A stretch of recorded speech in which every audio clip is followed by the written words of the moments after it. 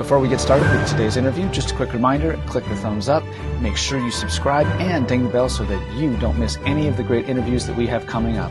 Now, on to today's interview. Welcome back, everybody. Today, my special guest is Dr. Christopher Fisher. His piece on the new National Federation of Music Clubs list is Highland Bagpipes. Welcome, Christopher. Thank you so much for being here today. Thanks, Sam, for the invitation. It's a pleasure to be here. This piece is so much fun. It is in 6/8 time. It has this wonderful feel of a Scottish reel. It definitely has the sound of bagpipes. I hear the droning fifths in the left hand. It is just a joy to play, and it gives students an opportunity to explore a wide range of keys on the piano keyboard. Talk to us a little bit about writing Highland Bagpipes.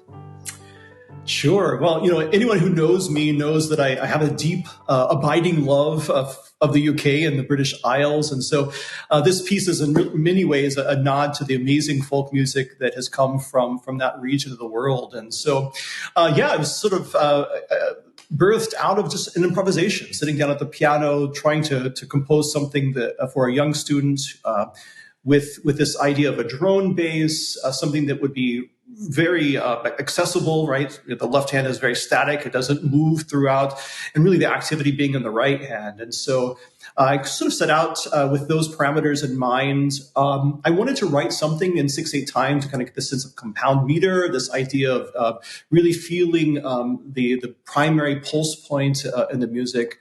The other thing that I think is kind of interesting about this piece is this kind of a nod to the Mixolydian mode as well, right? We have this lowered seventh scale degree at times, which creates that folkish tune. So kind of a combination of a variety of things in this piece.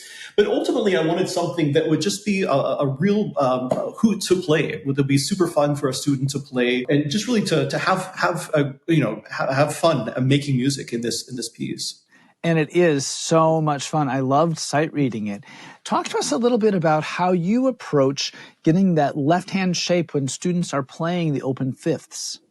That's a great question. Yeah. So what I often will do with students is just have them actually play the grace note combined with the other notes in that open fifth, just to feel that first. And then what you could do with the student is to have them play together and release the C sharp. So as opposed to, is actually together, which creates more, I think, of an authentic bagpipe drone sound. Again, being able to execute that consistently can be challenging for some students. Again, just that building that lovely hand shape of an open fifth, I think is important. And then when we add that grace note in, creates a fun challenge for young students. This might be one of the first pieces that students play, which is in 6/8 time. What are the strategies that we can use to help students understand the flow and which beats are strong in 6/8 time, and just how to approach that meter in general?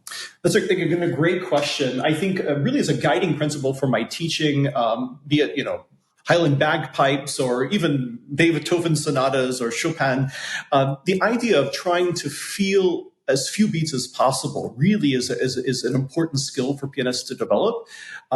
For this idea of developing a long line, a sense of direction in our music making. What I will often do with a student is have them exaggerate as they're learning the right hand, where they're emphasizing every note. It's sort of like having them understand the ugly before we go to the good, right? So I might have a student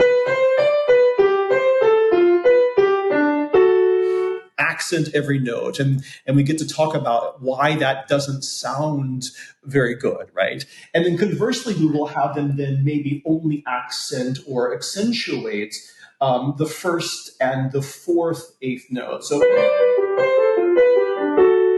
right, which is better, right? But still not great. And then if we will feel only the first beat or the downbeat of each measure, better yet.